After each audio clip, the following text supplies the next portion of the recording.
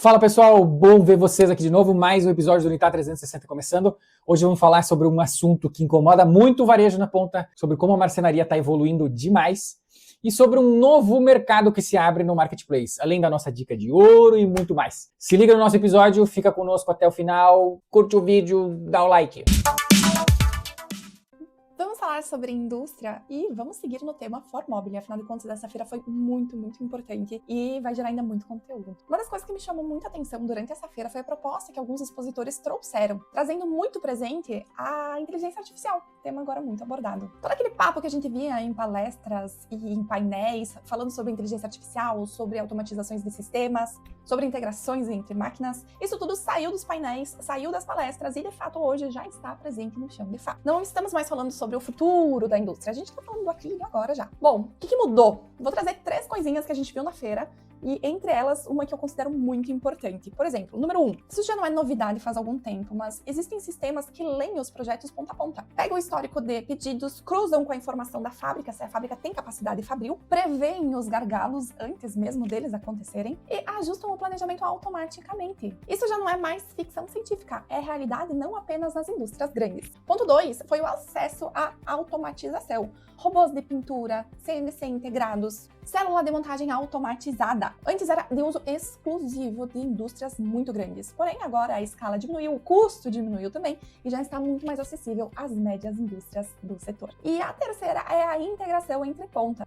O pedido do cliente ele chega direto lá no corte, sem erros de comunicação entre quem tira o pedido e quem fabrica esse pedido. Isso parece super básico, mas só quem viveu um retrabalho feito de uma falha de comunicação interna sabe do que eu tô falando. Bom, mas tudo isso é muito legal, muito bonitinho. A única questão é que ter acesso a todas essas informações, sem mudar o processo de como gerencia, acaba cometendo os mesmos erros do passado. Então não adianta comprar tecnologia e continuar gerindo como outrora. O que transforma o negócio é o que você faz com esta informação. Deixa eu te contar uma situação que acontece o tempo todo no varejo do nosso setor. A indústria lança um produto novo, faz um pedido mínimo, coloca na loja, coloca na prateleira, entrega um folhetinho, 3 meses depois, liga lá na loja, liga para o comprador, pedindo por que não girou, por que não teve uma recompra.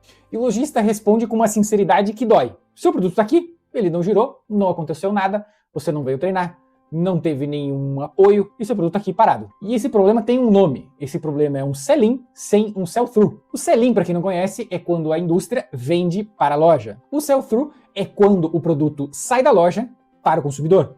São 2 vendas diferentes. E a responsabilidade da segunda não é só do lojista. Pensa na realidade do dono de uma loja de MDF, ferragista ou qualquer loja no segmento. Ele tem produtos de 50, 60 fornecedores diferentes e os vendedores não têm como saber tudo de todas as marcas, de todos os produtos, todas as variedades.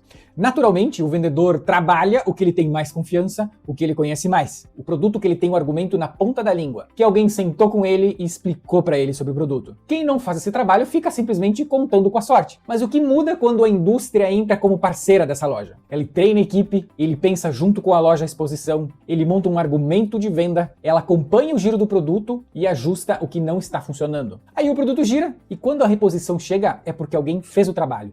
E é um trabalho que acontece organicamente. Um resultado que acontece organicamente. Isso vale muito para quem representa indústrias dentro do varejo. Não basta simplesmente colocar o produto lá. A pergunta que importa é o que eu faço depois para ter resultado. Agora vamos falar sobre marcenaria e sobre loja de planejados. Você já viveu essa situação. O cliente entrou na loja e a primeira coisa que ele faz é mostrar alguma inspiração salva no Pinterest ou alguma casa de blogueira que ele achou lindo e pediu para replicar. Quando a gente recebe esse tipo de coisa, sempre nos leva a 2 caminhos. O primeiro é, ok, me passa as medidas, vou pegar essa inspiração e vou simplesmente tentar replicar no seu espaço. E o segundo caminho é um caminho onde a gente senta com o cliente, respira, conversa com o cliente a respeito do projeto que ele está pensando e faz perguntas chaves. Esse espaço vai ser usado para quê? Ele fica como? Como é que tu vai utilizar ele? Vai se utilizar por visitas? Vai ser utilizado por você? Você tem pet? Você tem criança? Você prefere materiais mais escuros? Você prefere materiais mais claros? Que tipo de ferragem que realmente faz diferença para você? Isso tudo leva a um caminho muito mais interessante. Por quê? Os móveis, eles são feitos para durar uns 15 anos, né, numa média. Então, se são 15 anos que fazem sentido para o uso daquela família, é uma coisa. Agora, um projeto feito em 2020, daqui 15 anos, ou enfim, daqui 10, né, ele já vai ter ficado naquela época. E se não fizer mais sentido na vida dessa família, ela vai passar a desgostar desse projeto muito antes do que a validade estipulada dele. Então, esses dois caminhos levam para cenários completamente diferentes. E é isso que eu quero propor para vocês. Sempre que um cliente chegar com uma inspiração, senta com ele, faça perguntas, converse sobre. Assim, o projeto de vocês vai ficar diferente do coleguinha e principalmente vai durar muito mais na casa do cliente. Você já parou numa live de produto enquanto rolava o seu feed? Sabe aquelas transmissões onde tem uma pessoa mostrando um produto, tirando dúvidas, falando de oferta e você consegue comprar o produto na própria live sem sair dessa tela? Isso é uma live commerce. É um tipo de venda que está crescendo muito no Brasil. Aquelas antigas propagandas da Polishop e tudo mais se remete muito parecido com isso. Mas nos marketplaces, nos próprios aplicativos de redes sociais. Hoje no Brasil, esse mercado está representando 4 bilhões de reais somente de live commerce. E tem uma projeção para o final desse ano de 7 bilhões de reais. Mercado Livre, Shopee e Amazon, essas 3 principais plataformas, já possuem lives integradas e com checkout de produto no próprio aplicativo. Mas por que isso importa para você, importa você entender desse mercado? Porque os produtos do nosso setor são muito difíceis de vender apenas através de uma foto. Como você explica numa foto estática como montar uma gaveta, como esse acabamento desse puxador é diferenciado, como fica o reflexo do acabamento do produto, como você identifica isso através apenas de uma foto? É quase impossível. Como você mostra o silêncio de uma ferragem que não faz barulho quando você abre e quando você fecha, através de uma foto? Como você passa a sensação de um acabamento fosco de alto padrão? Você não explica, você mostra. E com o live commerce você consegue. Você coloca o produto na mão, você compara ao vivo, responde as dúvidas em tempo real, num chat na hora. A distância entre o produto e o seu consumidor praticamente desaparece. Agora o que a gente quer dizer é que você não precisa ficar fazendo live ou começar uma live agora ou amanhã, nada disso. O primeiro passo é entender o formato. Entra no Mercado Livre, entra na Shopee, na Amazon e procura essas lives e tenta entender a dinâmica disso. Fica um tempo assistindo. Observa como apresentam, como criam o senso de urgência, como respondem as dúvidas. E você começa a pensar se faz sentido para o produto que você vende. O formato já está maduro e você deve entender como transformar isso para o nosso setor.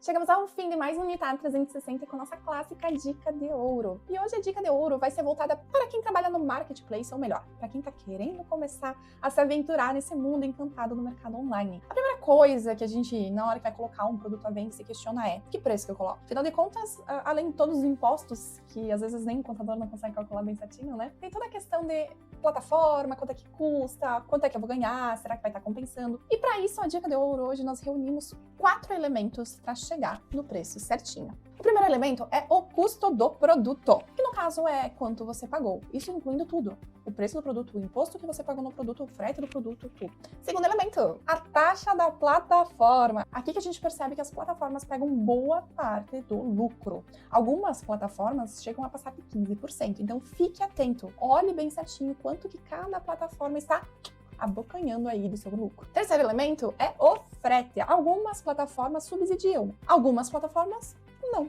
Se você está oferecendo frete grátis, saiba que este custo em algumas plataformas está saindo inteiramente do seu bolso. Então, atento a isso. Quarto elemento, margem. Depois de tudo, depois do imposto, depois de comprar o produto, depois de deixar um pedacinho para as plataformas, depois de, quem sabe, subsidiar um frete, quanto é que sobrou? É aqui que a gente precisa pensar o quanto que eu quero ganhar para, então, ver o quanto que eu preciso botar de preço em cima para que sobre isso, de fato, lá no final. A fórmula, então, como é que ela é? Vou deixar ela aqui na tela para ficar muito mais fácil também, mas basicamente é preço de venda igual ao custo do produto dividido por 1, menos a soma de todas as porcentagens, que seriam elas: taxa, frete, margem. Um exemplo rápido: produto que custou R$50, a taxa de 14% ali do marketplace, frete equivalente a uns 6%, e eu quero uma margem de 20%. Soma das porcentagens, no caso, dá 40%. Então você vai dividir esse 50 por 0,60, que no caso seriam 40%. Preço de venda fica 83,33. Então, basicamente, esse seria o cálculo pensando numa margem de lucro de 20% em uma plataforma que cobre 14% e frete de 6%. Parece simples, mas essa conta ela muda tudo o que você tem em relação ao seu preço. Aí você muda de torcedor para que dê certo o meu cálculo e eu ganhei dinheiro com isso, com eu sei que eu vou ganhar tanto no fim dessa venda. E depois de tanta dica boa e informação boa, eu só vou pedir 2 coisinhas muito importantes para nós, para que a gente siga fazendo esse tipo de conteúdo. Curte e compartilha. Se quiser comentar, é ponto extra, tá? A gente agradece também. É isso, gente. Nos vemos na próxima semana com muito mais conteúdo importante para o setor. Curto muito. Obrigada. Tchau, tchau. Abraço!